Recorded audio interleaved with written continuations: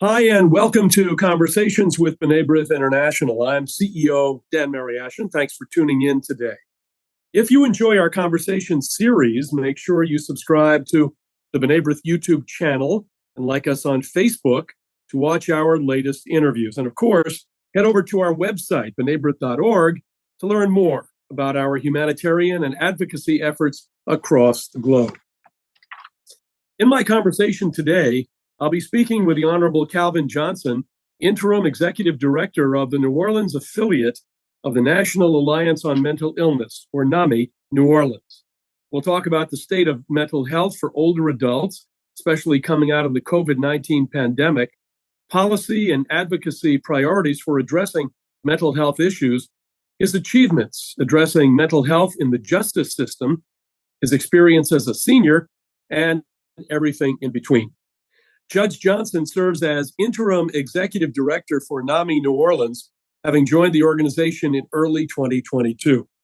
Prior to leading NAMI New Orleans, Judge Johnson was chief judge of the Orleans Parish Criminal District Court.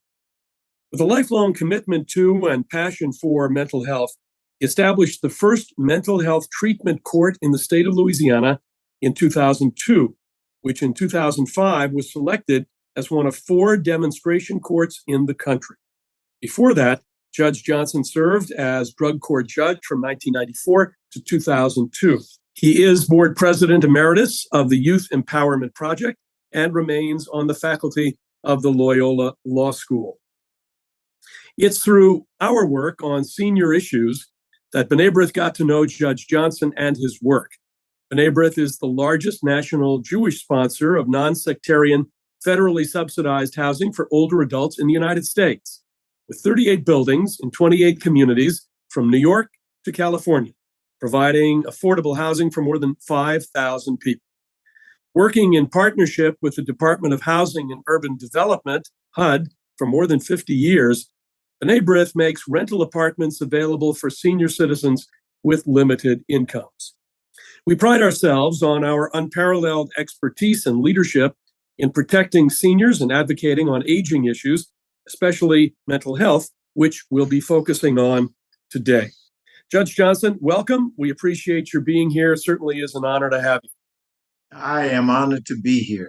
I absolutely am. And just a little as I share, overwhelmed, but honored to be here. Well, thank you. And let's get right to the subject, which is something on all of our minds. Every family has some issue or knows somebody connected to a mental health issue, particularly among seniors. And you bring with you a passion for addressing mental health in the justice system and across society. And as a prominent civic figure, the question is, first question, when did you realize that there was a need for mental health treatment in the court system? And what were your goals when you started out? I started as a drug court judge, but before I became a drug court judge, of course, I was just a criminal court judge. And watching people come into the justice system, watching them as they came into the system and brought in the issues, brought the issues that they had into the justice system, and watching the justice system in terms of its inability to deal impactfully with those issues. And so I thought, though, that what we were looking at was just drugs. That is that drugs are the issue, and if we could do something that would have some impact as regards drug addiction, as regards to people who came in with drug issues, if we in the justice system could find ways to deal with that and make some positive statement to those individuals coming in, and in essence help change their lives. So this is all about drugs. And so drug court starts, and drug court had and has great benefit. The way drug courts are structured, drug courts are very beneficial to individuals who come in with a drug issue. However, what we begin to see, though, that drugs really wasn't the only issue. We began to recognize that mental illness was also an issue, that the people coming into the criminal court came into the system with both a drug issue and a mental health issue. And so we also discovered that drug court really didn't help that population well at all. That is that co-occurring population. Drug courts really didn't treat or deal with that population well. They didn't make it to drug court. They uh, dropped out of drug court. We ended up doing the thing that we was trying to avoid with the population. That is jailing them. And so we had to come up with something else. Now it was not though that we, and this includes this we me, understood really that connectivity between the two, or for that matter, even understood mental illness, because we really truly didn't. I really truly didn't understand it. I didn't understand it in the sense of how it impacted individuals. I didn't understand it in terms of the treatment systems that was outside of justice. I really truly didn't understand. And I thought being a criminal court judge, and criminal court judges are heavy-handed in terms of how we act and behave. I simply thought that I could do things with the system outside by simply issuing orders. I order you to do stuff, but that absolutely didn't work. And so we began a search for other kinds of treatment modalities to deal with that problem. And what we found was a fledgling court in Florida, in Miami, that had started a mental health court. And we saw it. And so, okay, maybe this is the thing that we can do. And so we decided, this is like 2000, 2001, that we would try and mimic that court in terms of what it did and how it went at it. But then we discovered that the treatment system outside of the court system was disconnected. That is in Louisiana, the treatment system was siloed. There was a treatment system for those with mental illness. There was a treatment system for those with a drug addiction issue, but also another treatment system for those who was intellectually disabled.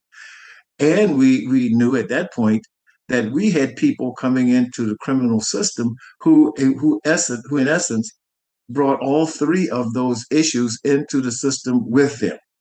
And so our attempt then to find some kind of treatment modality for that person, we found that actually that treatment modality didn't exist because of the siloed treatment system that existed outside of the justice system. So part then of our effort to begin a mental health court included trying to and dealing with the siloed treatment system and bringing that system together. And so that took a while, in all honesty, to get those siloed systems to work in some fashion together. But by 2002, 2003, we had accomplished that. And so then now we were actually operating a treatment piece in a criminal system that actually could do things that made sense for people who had a mental health issue, people who had an addiction issue, and also people who had intellectual disabilities also. And so at that point in time, we thought, and history has proven it out, that this kind of modality in a criminal system could actually work and work well for people. So let's bring it forward. What did your experience with the mental health treatment court and all that you learned, now talking about almost 20 years ago, bring to your position with NAMI New Orleans? How did you connect all of that and get to NAMI? But I was a criminal court judge until 2007. So from 2002 to 2007, this was my focus. My focus was this mental health court. My focus was trying to make it as large and as impactful in the justice system, that is in my little criminal court system, as possible. And so we would do it. We were in fact doing that. But then Katrina happens. Katrina happens in 2005. And by 2007, I decided I would retire as a criminal court judge. I had been chief judge of the court, and I brought that system through the issues of Katrina and the issues of that hurricane and how destructive that was to New Orleans. And I was ready to leave, and I did. I retired. I retired in January of 2008. By March of 2008, the governor decided to appoint me, that is to to ask me to take over the Metropolitan Human Service District, now which was the entity in New Orleans that actually provided care for people with addiction issues, with mental health issues, and who had an intellectual disability. So the governor said, okay, why don't you take over this agency and do that until we can hire a new director for it, because the director had quit. So take over the agency and do that for until we can hire a director. This is 2008. That was supposed to be 6 months. That lasted 6 years. So for 6 years, I ran this agency, this state agency that dealt with those issues. And so there is where I really became really uh, educated, I guess is a good word, as regards not just the issues of the behavioral issues we're talking about in terms of mental illness, in terms of addiction, in terms of disabilities, intellectual disabilities, but also treatment and what kinds of treatment modalities actually existed and what kinds of treatment modalities made sense for that population. So it was in that realm that I truly became better educated and more knowledgeable about it. And in the process of that, I also became a part of NAMI in the sense then that I started to fund NAMI New Orleans and its programs as regards dealing again with the issues I described. But I started to fund them. This is 2010, 2011, and 12. I started to fund them. And so going forward, I was then running an agency, but also dealing with providers like NAMI that was providing care to that same population that we were trying to serve. I got out of that. I did a couple other things, but then I became a board member of NAMI. I became a board member of NAMI. This is like 2015, 2016, a board member of NAMI. And then another thing happened on my way to the ranch, which is I became the criminal justice commissioner for New Orleans. Again, I was asked by the mayor to do that, so I became that. But but then that ended, and I thought that with all respect to me, and I am old, I'm now retired. I'm a really retired. I'm a retire. I'm gonna sit on my porch and I'm gonna watch the sunset. Well, NAMI didn't come so long because their director quit. Their director quit, and and so they said, okay, well, can you come and do this until we find a new director? So here I am at NAMI. But all of this has been a path in terms of recognizing the issues that we have in terms of how we care for people, how we think about the care we provide to people, and how we can make that care make sense for the people we really love and care for. If you could, talk to us about what still needs to change in how mental health is addressed in the justice system. What is there? What needs to be done that's not being done right now? It's a combination of two things, though. Is what the justice system does in with it. That is how the justice system deals with the issue inside of it. But coupled with that is how society outside of justice deals with the same issues, and how the treatment systems outside of justice is actually doing what they need to do to make treatment make sense for people outside. One of the issues we have is the fact, though, that the treatment systems outside of justice are underfunded. They are they are undermanned. That in some instances, the kinds of care they provide is not the kinds of care that's absolutely needed for the population. And so that bubbles up, and the fact that it bubbles ends up that the problem ends up in the justice system. The justice system then becomes the catchment for societal failure.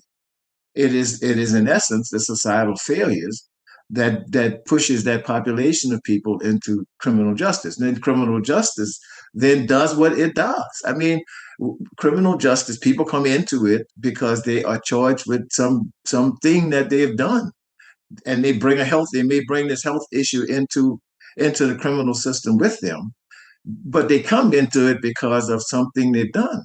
So then justice is trying to balance what it actually what its role is. Its role is to really deal with the action that the person has taken that brought that person into criminal justice. The system's role is to deal with that action. But invariably now, the system is compelled to deal with the behavior that also drove the action. So then what then does the system do? Well, the system can set up, and as it has, these specialty kinds of operations, these specialty court operations, be it drug, be it mental health, be it all kinds of now specialty courts operating in justice systems. But that's what it does. Now, it doesn't necessarily do all of that well, in all honesty, because its primary role is to focus on the action that that people took to get into the system. And so balancing that becomes a real difficult thing for criminal justice to do. You spoke at the B'nai B'rith Housing Network's annual managers and service coordinators meeting this past June in New Orleans, along with your NAMI New Orleans colleague, Liz Yeager. You talked about the mental health of older adults coming out of the COVID-19 pandemic and shared your own personal story. For our audience, because so many people value your well-rounded perspective, what do you think are the most pressing issues for older adults regarding mental health coming out of the pandemic? You know, some people say the worst is behind us, and it's no question people are getting out. But we hear about new variants. There's a new vaccine out. So whether or not it's behind us, I suppose, may be a point of discussion. But the main issue for seniors, that the question here that we're asking is, what are the most pressing issues for older adults now coming out of the pandemic, or maybe still in the pandemic? What do you think? First, I think if one word, loneliness. If we can just start there, but one word, loneliness. I say these words, and I mean these words as I say them. My people. I am 75 years old, and I am with other people my age and people who are older than me. And I see it in myself on a level, but I also see it in people that I know. But then on a larger sense, I see it in people that NAMI serves, that other organizations that I'm connected with serve. That is this population of people 75 and older and actually I think the largest the population in America that's growing greater than any other population we have is this elderly population, 85 and older for that matter. But how then do we recognize that the issues that people who are aging that they have, and then how do we really address those issues? Loneliness is one of them. Just recognizing that people who are aging like me, but who are not mobile, who are not capable of still being able to go here, there, and elsewhere. They are in a house or in a place alone. And so that in and of itself impacts them and impacts all aspects of them, especially as regards their mental health. It impacts that. How we care for people, how we care for this population. One of the things, Dan, that really, well, I say the word upset me, is that it doesn't appear that we truly care for this aging population that we have. Those of us who are a lot younger than us, than me, but that we really care for the aging population, that we really recognize that they are here, that they are a part of what we call our society, and that we all have an obligation to people, especially the elders, to see that they can still live a well-rounded, joyful life. That's an obligation we have. And I think in some fashion or form, we're not fulfilling that obligation. Well, I've heard from our senior services team that your story and your experiences during COVID really hit a chord with our building staff because of the population that they serve and their own personal stories during the pandemic. Can you share your story with us? My mother-in-law passed 3 months ago. My mother-in-law passed. My mother-in-law was almost 95 when she passed. But caring for her, my wife and I were caring for her, and we had people in the house with her. We kept her in our own house, and we had people in the house caring for her. And it was a one of the care providers that we were paying to care for her, and a woman who nice lady, and she looked at us, my wife and I, every time we would come into the bedroom where my mother-in-law was, and how we came into the room. That is how what our visage was, what our how our attitude was when we walked into the room with my mother. And she said to us, "Stop coming in the room like that with her. Stop doing that. Y'all are doing her no service, no justice whatsoever. Stop doing that. If you can't put a smile on your face, if you can't come in this room joy with some joy in you and expressing it, if you can't share that with her, then don't come at all. Stop coming." And those words from this woman who we were paying like $10 an hour to, those words from her had such an impact on my wife and I that from that point forward, we had a totally different relationship with my wife, with her mother, and of course me and my mother-in-law.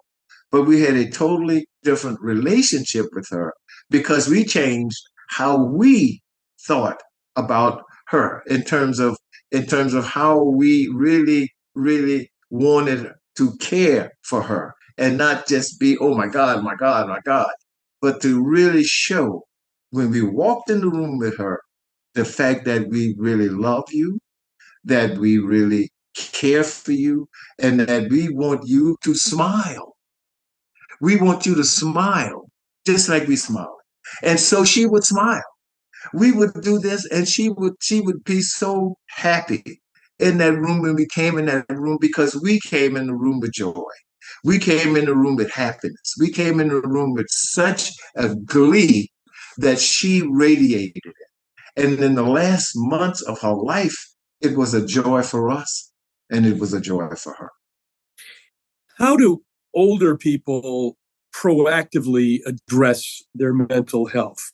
I mean, you've talked about how you learn to not only to cope, but to contribute to a far greater, better atmosphere for your mother-in-law. But what can seniors themselves do proactively, do you think, from their side of the story? How can they improve their mental health before physically they begin to deteriorate? You, exercise, no matter how little of it is that you do or what kind of it you do, but exercise is a step towards that. And exercise can simply be walking around your room, walking around your house if you can. And even if you can't, moving in the chair you're in and doing it in a fashion that you recognize, that the person recognizes it is helping me both physically and mentally. Also, having a thing you do that you can really feel yourself. We call it meditation, but we can just call it being quiet inside and recognizing inside of you there is still joy in here. There is still joy that lives in here. Being grateful. Being grateful. Gratitude is a thing that all of us can remember, have, and share, regardless of how old we are. Even if I am 90 years old, I have a 95-year-old brother. I come from a long line of long livers. I have a 95-year-old brother who gets up in the morning and he looks out of his window and he finds something outside that he focuses on that brings him some sense of joy. He does. And he's 95 years old. We can do those kinds of things that can help us in terms of not going down a path that leads to really depression, not going down that path. We can do those kinds of things. As you were describing how you kept being called back for this position or that position, it calls up, that old saying, if you want to get a job done, go to a busy person. So I understand that NAMI New Orleans will be welcoming a new executive director later this month. But what is the next chapter for you? And will you still be involved with NAMI or perhaps with something else? Well, healthcare generally matters to me. Healthcare matters to me. How we care for people matters to me. Mental health care matters to me. I know. I have seen it on all sides of it. I have seen people who are in recovery. I have seen people who've become peers. I've seen people who have gone from real issues in terms of bipolar, in terms of schizophrenia, in terms of all of those kind of defined issues, and learned how to deal with those issues and become productive. I know that we can achieve this. I know we can do this. But I also know, though, that we have to push systems towards that end. We have to push government towards that end. We have to put those entities that pay for care towards that end. We have to push. And again, that I'm not Dan. I'm not going anywhere. I mean, this is simply what I do, and I will do it in some fashion, form, or another. But this is what I do. Well, we look forward to seeing more from you in the next chapter. Calvin, really, we deeply appreciate your advocating for and bringing about significant and compassionate changes in how mental health is treated in the justice system and amongst seniors. It's really been a pleasure talking with you, and lots of luck going forward. Dan, thank you. Thank you very much for having me. I really appreciate this. Thank you. Well, tremendous thanks to NAMI New Orleans Interim Executive Director Judge Calvin Johnson for his lifelong commitment to mental health, his service to the people of Louisiana, and for speaking with us today about his organization's tireless work and advocacy. And of course, thank you for tuning into this conversation with B'nai B'rith. If you enjoyed this interview, make sure you check all of our programs by subscribing to the B'nai B'rith YouTube channel and liking us on Facebook. And be sure to visit our website, bnaibrith.org, to learn more about our important work, including our efforts supporting Ukrainian refugees, as well as those still within Ukraine's borders nearly 8 months into the war. For my guest, Judge Calvin Johnson, and for B'nai B'rith, I'm Dan Mariasch. Join us again soon.